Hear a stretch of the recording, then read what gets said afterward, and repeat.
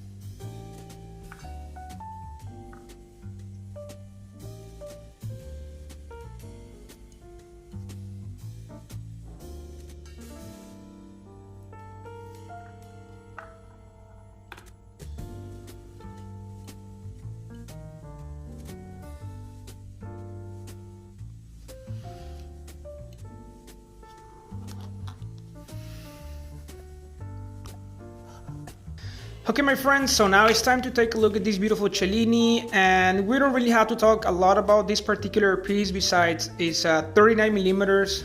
Of course, we have an automatic movement, 18 karat gold, leather band, price tag for 19,400.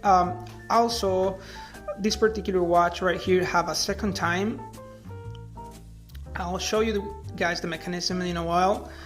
But I personally think it's a very underrated piece because in the past there used to be very hot pieces, but right now everything is big, 41 millimeters, 45 millimeters, 42, and this is a 39 case. So I think it's one of the reasons why people are not really looking into the market for these watches. But of course, it's gold, guys. I think it's owning a particular gold watch in your collection, it's a must, especially a leather band, because it's more classic, more formal, that you can wear in different occasions, like going to work or wearing a suit, or even with the jeans and the t-shirt. I think it will look very nice. And just like I say, I really think it's a very underrated piece.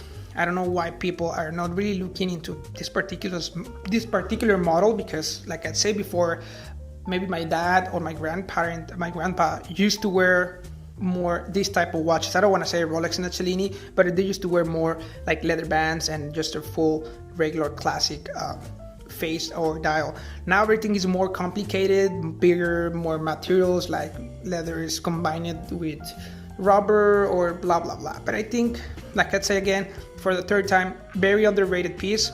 you should really guys take a look in consideration to own a particular Cellini watch, because it's awesome, guys. It's a beautiful piece, it's very classic, and I don't think it will never go out of date. You can always wear this from now, maybe in 100 years from now. I think it's very cool. You will still look at it as it is. And the mechanism, the first click is just for you guys to check the GMT, or the second time. This is for the regular hour. And then if you click it again, now it's time to do this.